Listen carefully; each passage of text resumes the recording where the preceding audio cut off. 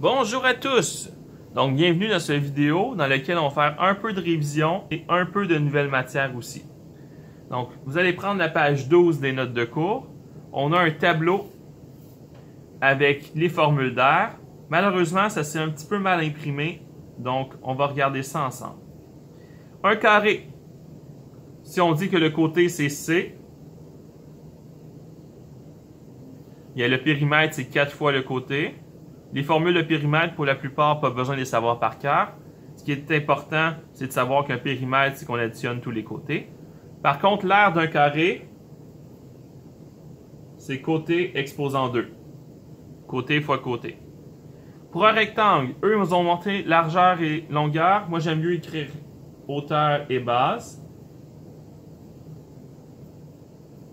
Et donc, l'aire d'un rectangle, c'est base fois hauteur. Je vous rappelle que quand vous avez deux lettres collées en algèbre, c'est comme si c'était une multiplication. Ensuite, un losange. Vous avez grande diagonale, petite diagonale. Donc, l'aire, c'est grande diagonale fois petite diagonale divisé en 2. Ensuite, un cercle. La circonférence, c'est 2 fois pi fois rayon. Ou bien la circonférence, c'est pi fois diamètre. Et pour l'aire d'un cercle, c'est pi fois rayon exposant 2. Pour un triangle maintenant, le périmètre, on additionne tous les côtés, c'est facile. Et l'aire d'un triangle, c'est base fois hauteur divisé en 2. Pour un parallélogramme, nous avons la base ici, nous avons la hauteur ici, et l'aire, c'est base fois hauteur. Et pour le trapèze, nous avons la grande base qui est la mesure ici, la petite base qui est la mesure ici, la hauteur qui est la mesure verticale ici, et donc l'aire d'un trapèze, c'est grande base plus petite base fois la hauteur divisé en 2. Parfait. Maintenant, pour l'aire des solides, les volumes, on les verra plus tard.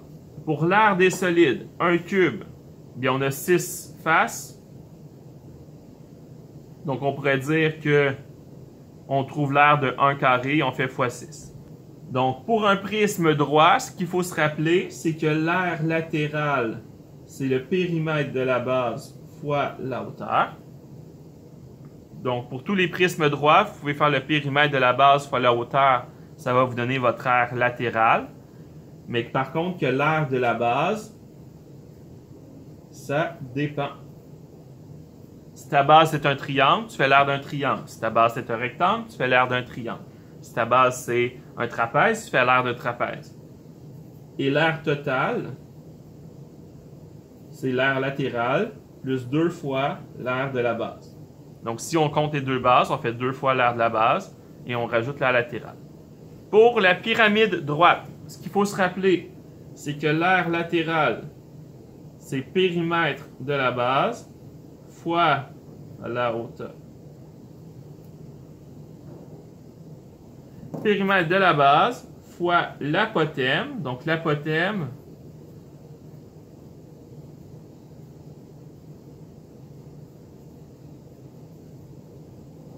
c'est la mesure en diagonale ici. Périmètre de la base fois apothème divisé en 2. Donc ça, c'est ton aire latérale. L'aire de la base d'une pyramide, ça dépend. Si c'est une pyramide à base carrée, tu fais l'aire d'un carré pour la base. Si c'est une pyramide à base triangulaire, tu fais l'aire d'un triangle pour la base. Et l'aire totale, c'est l'aire latérale plus l'aire de une base. Parce qu'il y a une base dans une pyramide. Pour le cylindre droit, je vous rappelle, l'aire latérale, c'est égal à périmètre de la base. Donc, la périmètre de la base, c'est 2 fois pi fois rayon, parce que c'est la circonférence, fois la hauteur. Donc, 2 pi RH, c'est l'aire latérale. L'aire de la base, c'est pi r carré, puisque c'est l'aire d'un cercle. Et ensuite, pour l'aire totale, Même principe, on fait l'aire latérale plus 2 fois l'aire de la base.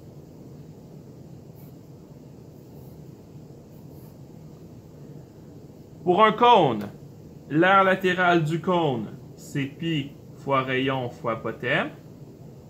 L'aire de la base, c'est pi r carré. Et pour l'aire totale, on fait l'aire de la base plus l'aire latérale.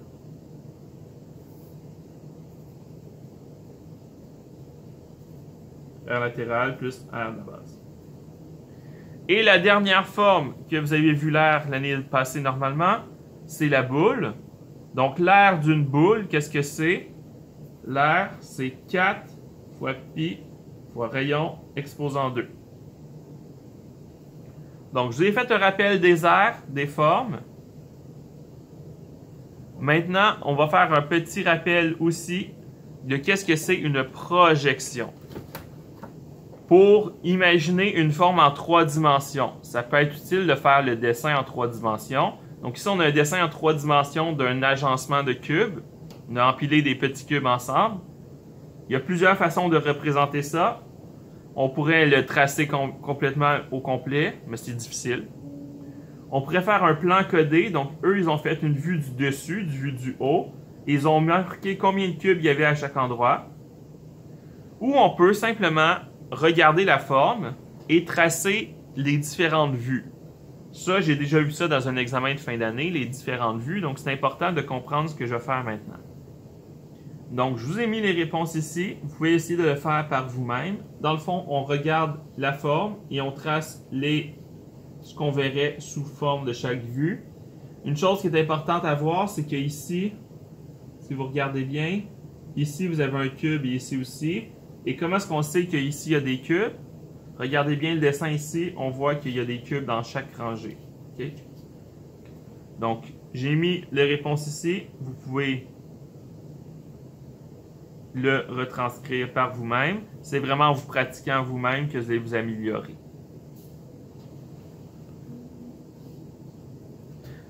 Donc, ça, c'est pour les vues de face. Donc, vue de face, c'est ici. Vue de l'arrière, ce serait ici. Vue de droite, ce serait vue par ici. Vue de gauche, ce serait vue par ici. Du dessus, c'est vu par en haut. Et comme ça, c'est du dessous. Donc, quelqu'un qui serait en dessous qui regarderait ça. Parfait.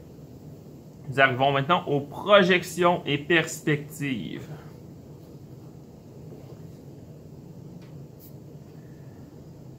Donc, une perspective cavalière, c'est vous avez vos 3 points de fuite comme ça et toute votre forme, elle est comme ça. Donc, par exemple, si je vous demande de tracer un rectangle, un prisme à base rectangulaire perspective cavalière, ça ressemblerait à ça. Vous auriez, par exemple, de même.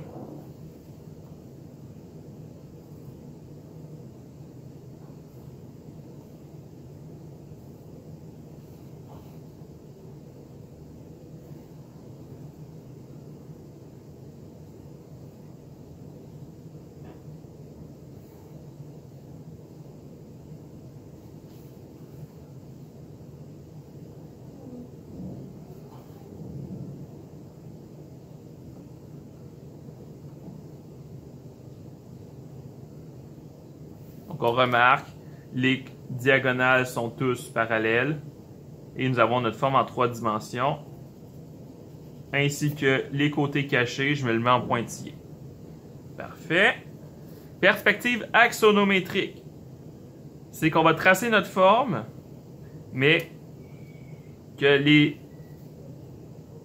arêtes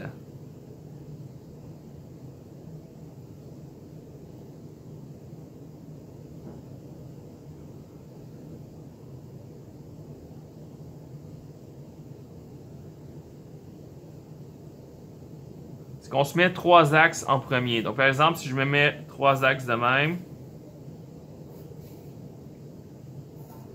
puis je vous demande de tracer le même prisme que je viens de faire ici, Donc ça, c'est un prisme avec un long côté rectangulaire et un petit côté sur le côté. Fait que ça ressemblerait à ça. Là. Le même prisme que j'ai fait ici, si je le faisais en axonométrique, ça serait ma face rectangulaire devant. Après, j'aurais ma petite face ici.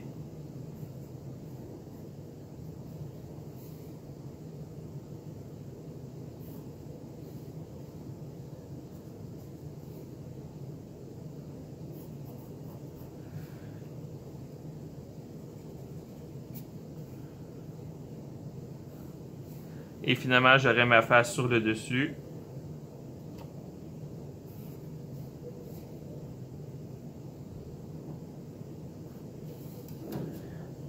Donc ça serait le même prisme, mais tracé d'une autre manière.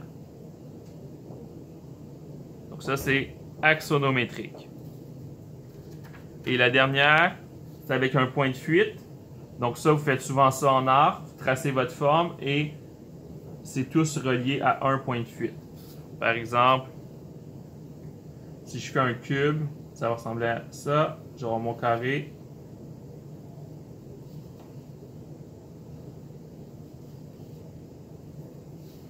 Et après, j'aurai un point de fuite. Et donc, je vais me baser sur mon point de fuite pour faire chacun des dessins.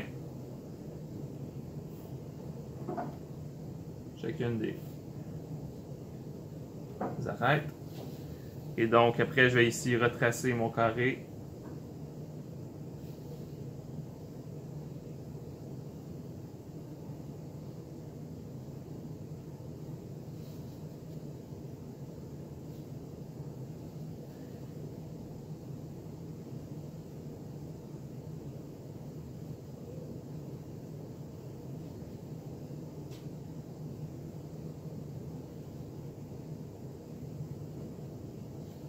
Donc ça serait ma forme.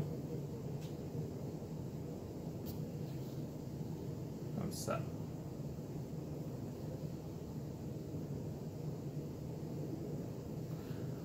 Bon, c'est pas magique.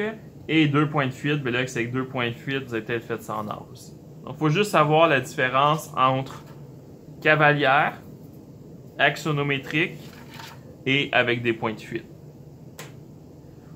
Sur ce, bonne chance dans les exercices. J'espère que vous avez bien compris. On se voit dans la prochaine vidéo.